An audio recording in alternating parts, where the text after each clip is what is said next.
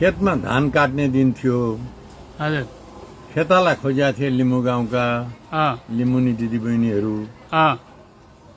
अनि तर हँसियार रहन्छन्, भुत्ते रहेछ। अब कामीको घर अलिक टाढा छ माथि।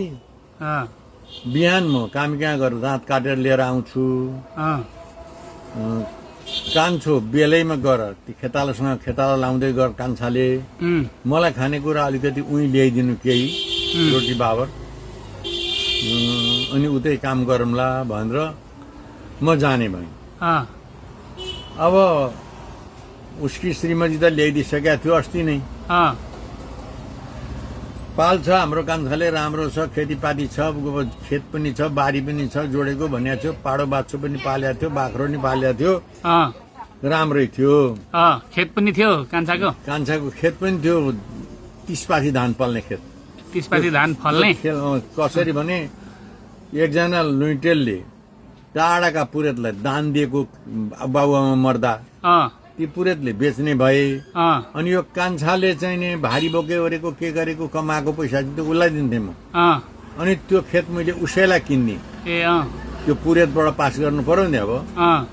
अनि त्यो खेत पनि छ, बारी पनि भयो। बारी त थुप्रो थियो नि त, 40-50 रोपनी जम्मा दर्ता गरे। अनि राम्रो गर्छ कान्छा भनेर मागेको नि त्यति बेर उसकी आमासँग कुरो गर्दा। अनि भोलि बिहान त यसरी आउनु, खेताला लाउनु, म माछेडा उतै खेतमा झर्छु भने। हुन्छ भनेर गयो। अब भोलि बिहानै राति नै पानी लिन चाहिँ हाम्रो घरतैबाट आउनु पर्थ्यो उसले, त्यो कान्छीले। अनि कान्छी पानी लिन आइछ, तर बाहिर आएर सुक रुँदी रहेछ। किन रोकी कान्छी भनेर हाम्रो ठुलो भाइकी आमाले सोधिछ। दाजुले पाल्छ भन्थ्यो, त्यसले त पाल्दैन तिम्रो कान्छाले त। किन?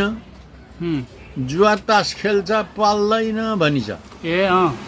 अनि मलाई बोलाइ, अनि म बाहिर निस्केँ। के अरे कान्छी भने, पाल्दैन तिम्रो कान्छाले मलाई, तास खेल्छ। कसले भन्नु तँलाई?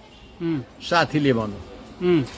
त्यो मुला फटा। अब त्यसलाई म गाली गर्छु कान्छी, थप्पड दरो गरिदिनु नि मुलालाई। दिन सकिनस्? यति बोलिस् जस्तो त पनि भने मैले। ऊ बोलिन, बजाइदिउँ त, ठोकिदिए त्यसलाई भने म गाली गर्छु कान्छी, जा पाल्छ। रातभरि तास खेलेर आयो भने बजाइदिनु भनेर बजाइदिउँ। अब चाहिँ ठोकिदिउँ त्यसरी तास खेल्दाखेरि भने मैले। र म सुई हँसिया लिएर हिँडेँ, ऊ पनि पँधरा गई, पानी लिएर सुर गइछ घर।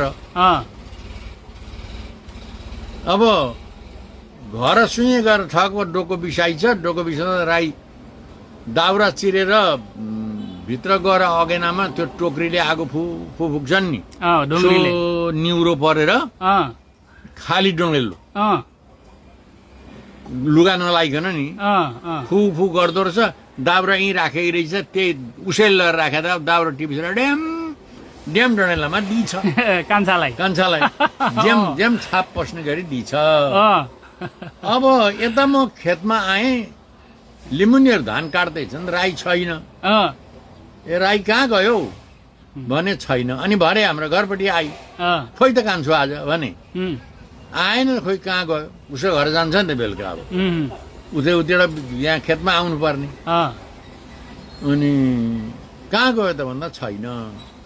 अनि उनीहरू खेताला धान काट्न थाले। हामी दुई बुढाबुढी एउटा गरामा पसेर धान काट्न थाल्यौँ। काट्दै थियौँ। ऊ पारिपट्टि खोल्छ, पारिपट्टि एउटा चौतारा थियो, चौतारा खुर्र उँधो झर्नु पर्थ्यो। राई झरो तलबाट आयो नबोलिकन जुन गरामा हामी धान काट्थ्यौँ त्यही गराको पल्लो छेउमा गएर धान काट्नु सुरु गर्यो त्यसले। काट्दै ठ्याप्प दुईजना भेला भयौँ। अब धान काटेर गरामा कहाँ गइरहेछ है, फटा बागे भने मैले नि। तँलाई मैले बिहानै खेताला लाउन आउनु पनि होइन भने मैले। बोलेन एकछिन भनौँ, होइन हौ दाजु, लिमुनी त खतरा रहेछ हो भन। के गरी हेर्नुहोस् त भन, स्वात सर्ट फर्काएर देखायो त, ड्याम त्यो दाउराका छाप्ने डडेलामा छन्। के भयो भन्दा यसो भयो। म आगो फुक्दै थिएँ, पानी लिएर आएर थपक्क दाउरो टिपी ड्याम दिए।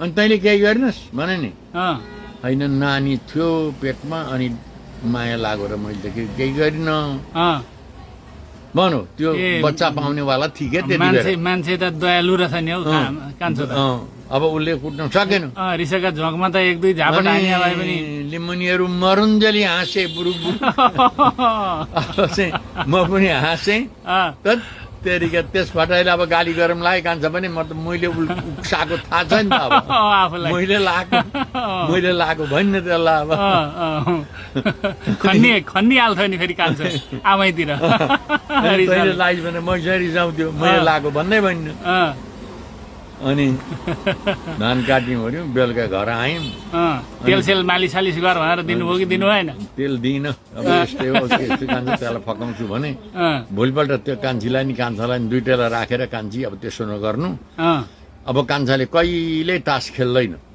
अनि अब खेल्ने अब त कब्बी खेल्दिन भने उसले लु अब कहिल्यै तास नखेल्नु अब कुटाकुटी नगर्नु कान्छी अब तँ नरिसाउनु तँ नरिसाने भने हुन्छ भने दुइटैले म घर आएँ ए ल धेरै राम्रो रहेछ हौ यो पनि कथा त त्यही